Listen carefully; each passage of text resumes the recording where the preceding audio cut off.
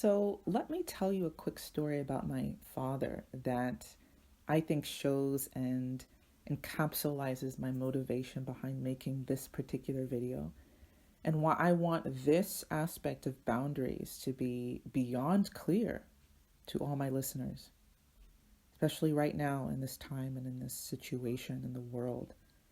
I want this matter of compliance to be clear. So, growing up, my mom often sometimes had work trips to go on. She would travel or she would go see family members and take care of sick family members in another city or another state. And because my mom cared about us and because she was the cook of the family, she would prepare in advance. She would cook maybe big pots of soup, or roasts or chicken or all the stuff, and just make sure that all that we had for the duration of her time of her absence, she would make sure that we had enough food to last, even beyond that much. She would make an abundance. She never wanted us to go without food.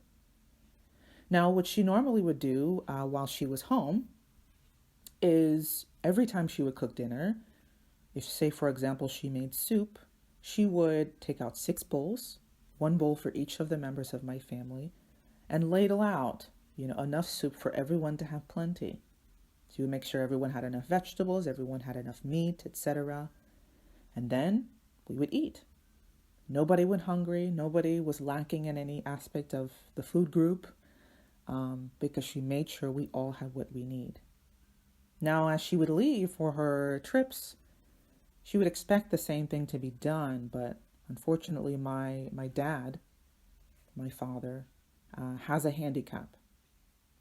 And his handicap is that he is incapable of thinking of anybody other than himself. He can't consider anybody. He can't think about anybody. He can't have empathy for anybody. He can't realize, he doesn't understand that other people are individuals. We have desires and personalities and our own free will. No. In his world, he is the world. And so because of my dad's handicap, my mom left, and he did exactly what would be expected of a toxic person who could only think of themselves. And one day I actually watched him do this. I didn't know he was doing it. I thought, I don't know. I don't know what I thought as a kid. I thought many different things, but I actually watched him do this. One day he actually came downstairs. My mom had made soup, chicken noodle soup. He took out the pot from the refrigerator, put it on the stove, warmed it up, took out 1 bowl, filled that bowl to the brim, and then he did something even further. Watch this. He took the ladle and ladled out all the meat from the soup and put it in his bowl, and he ate it. Now think about that, watching my father doing this, thinking about himself.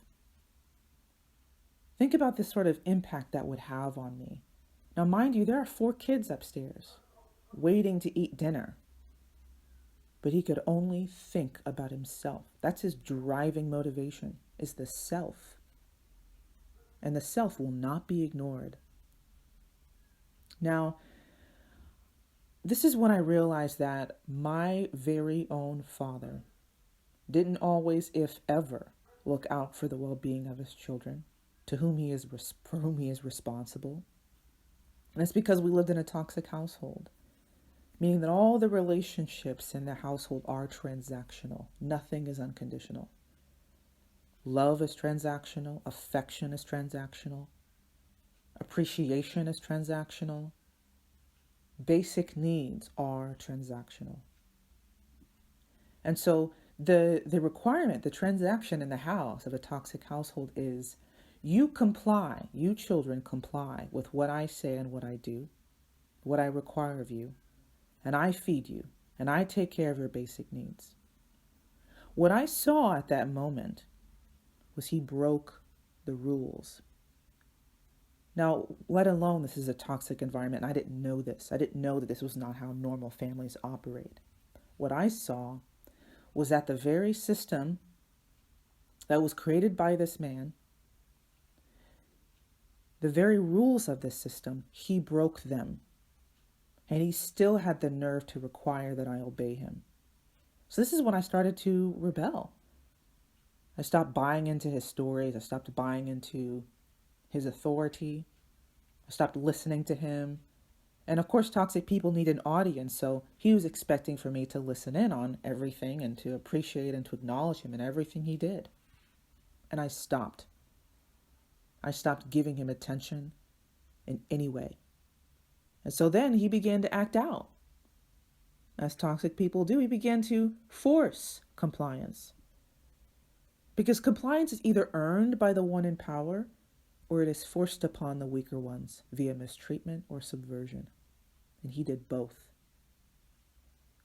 So this is when I learned that compliance is earned and is never given free. It's not given blindly.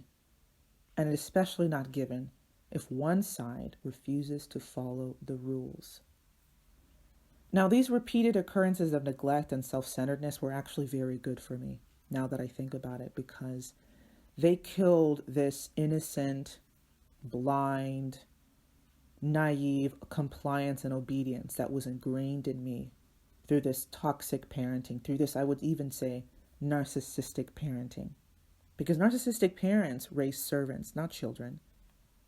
They raise dependents, not independence. They don't raise people who create. They create consumers. And so if you want to read more, listen to more on this, I have plenty of videos. I have a whole playlist on my story, living in a toxic household. And I even have a video on how to raise a narcissist. That's specifically how they come to be, how we are, influenced in their environment. But through the emotional and physical abuse I suffered, because don't get this twisted, that was abuse. In a small form, it was abuse to neglect the needs of your children. It was, even though it was horrendous, they didn't break me. They actually opened a sort of a portal, this door of awareness, a glimpse behind the veil, behind the curtain, like in The Wizard of Oz, you get a glimpse behind the curtain, like who's actually operating behind there. Because the curtain, the veil is compliance. The veil is authority. The veil is dependence.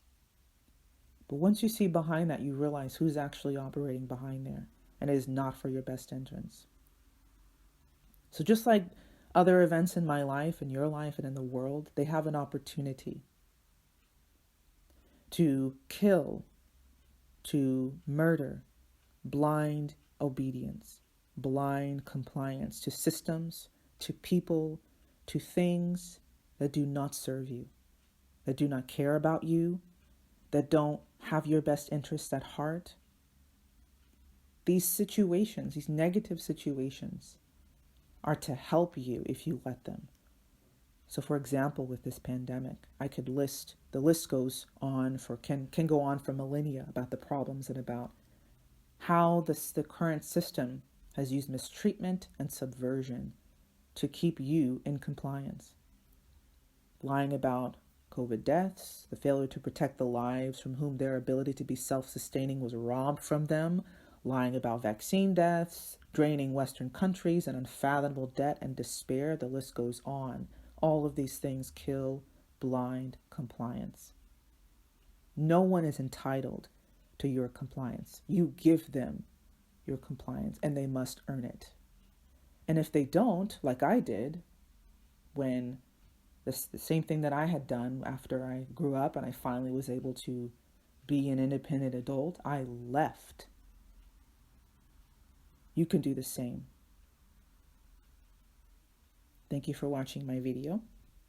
If you like this video, please like and subscribe to my channel. Also, hit the notification bell so you do not miss my videos. I know that some of you don't always see them when they come out. You see them later, but hit the notification bell so you don't miss them as soon as they're released, and I will see you on the next video.